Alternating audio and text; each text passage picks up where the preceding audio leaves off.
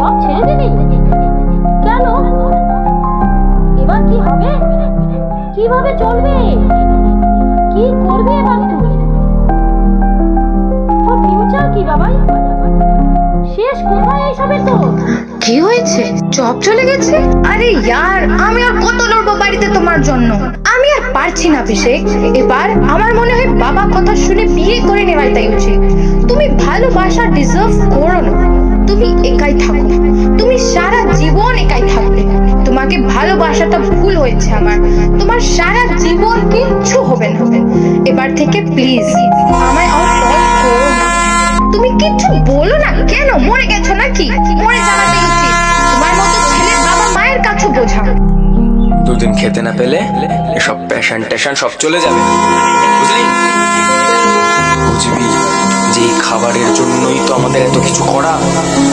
পাশে গুপ্তা আঙ্কেল কি বলবেন? এই তো কালকেই বলছিলেন যে you are so lucky, your son is a IITian.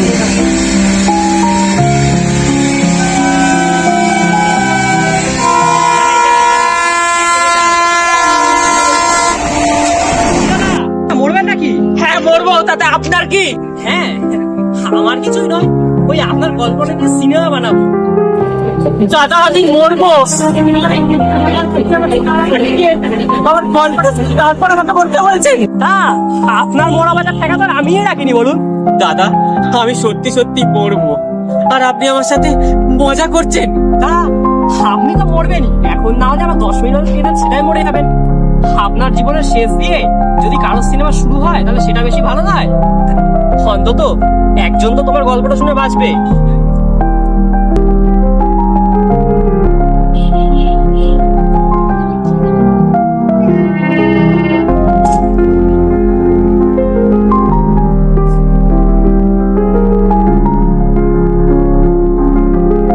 আমার কষ্টটা হয়তো তুমি হয়তো বুঝবে না, এমনকি তোমার সিনেমার দর্শকরাও হয়তো কোনোদিন এটা বুঝতে পারবে না।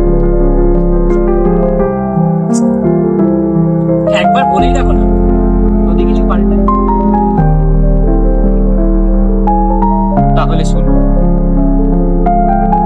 আমি অভিনয় করতে খুব ভালোবাসি, আর এই অভিনয়টাকেই নিজের পেশা হিসেবে নিতে চাই।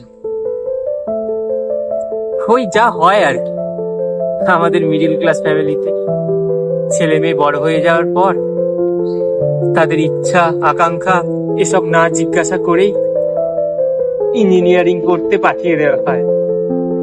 কেউ আবার বিদেশে ডাক্তারি পড়তেও যায়, কিন্তু তারপর কি? স্বপ্ন আত্মা দুটোরই মৃত্যু ঘটে। এরপর কিছু ভাগ্যবানের সুযোগ হয় আত্মহত্যা করে নেওয়ার, আর যারা করতে পারে না, এই আমাদের মতো, তারা সারা জীবন এই যন্ত্রণাটাকে বুকে বয়ে নিয়ে বেড়ায়। তবুও তো আমি কাল সাহস করে চাকরিটা ছেড়ে দিয়ে এসেছি। বাড়িতে এসে কত বোঝালাম, কত বললাম যে এইসব চাকরি বাকরি আমার হবে না, আমি পারবো না এইসব চাকরি বাকরি করতে, এসব আমার জন্য নয়। কিন্তু বাড়ির সবাই আমারই দোষ বুঝলো, কেউ আমাকে বুঝলো না। জানো, বাবা বলল এইসব প্যাশন ট্যাশন ভুলে যাবি, দুদিন পর খেতে না পেলে কি হবে। মাও সেই একই কথা, চাকরি ছাড়াটা নাকি আমার উচিত হয়নি। তারপর গার্লফ্রেন্ডকে বলল, এত ঝগড়া এত অশান্তির পর বাড়িতে সেও বলল আমাকে ভালোবেসে নাকি ও ভুল করেছে, আমার মতো সন্তানের নাকি বেঁচে থাকাই উচিত নয়। আচ্ছা বলো, এরপর কি কারোর আর বাঁচতে ইচ্ছা করে? ঠিক আছে, তবে গল্পের এন্ডিংটা ঠিক ভালো হয়। দর্শক খাবে না, সিনেমাটাকে দেখতেই আসবে, এন্ডিংটা ভালো হতে হবে। দাদা আমাকে মরতে হবে।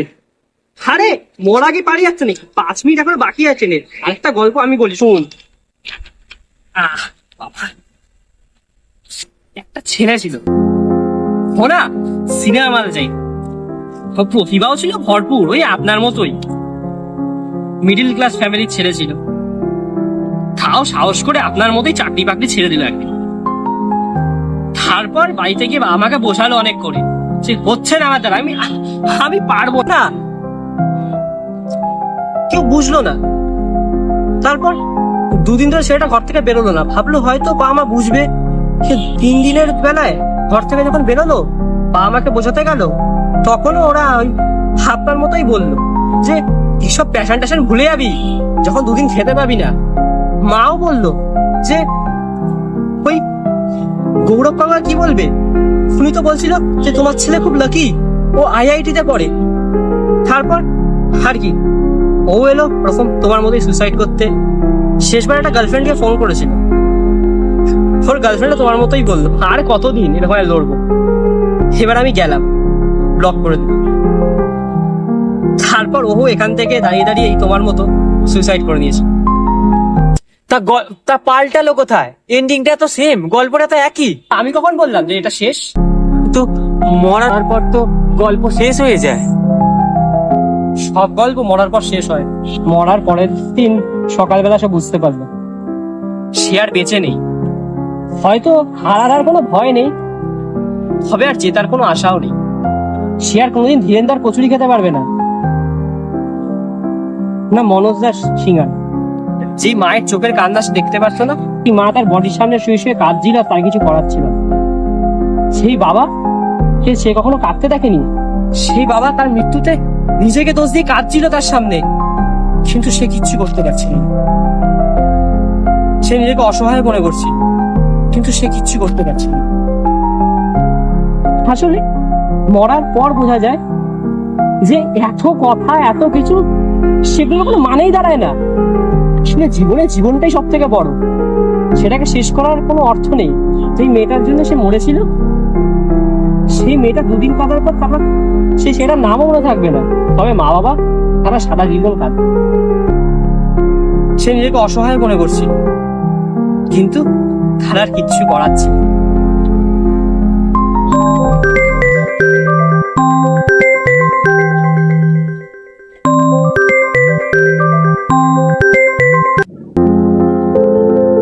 হ্যালো বাবু, তুই কোথায় বাবা? তোর বাবা খুব চিন্তা করছে, তুই তো জানিস তোর বাবা একটুতেই রেগে যায়। তুই বাড়ি ফিরে আয় বাবা, তোর যা ইচ্ছা তুই তাই করিস। তুই শুধু আমাদের ছেড়ে যাস না, তুই জানিস তো তুই ছাড়া আমাদের আর কে আছে।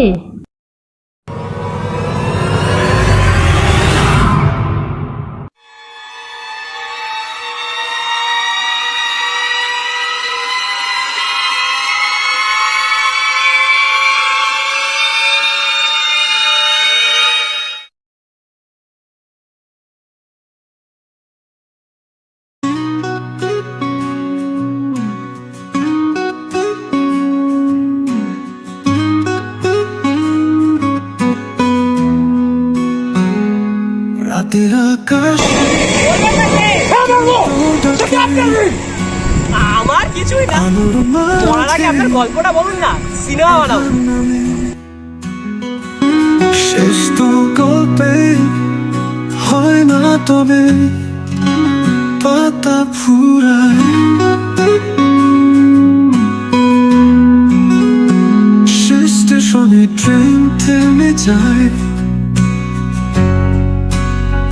যাত্রীরা সব ঘরে ফিরে যায়। আমি থাকি তবু রাতে স্টেশনে।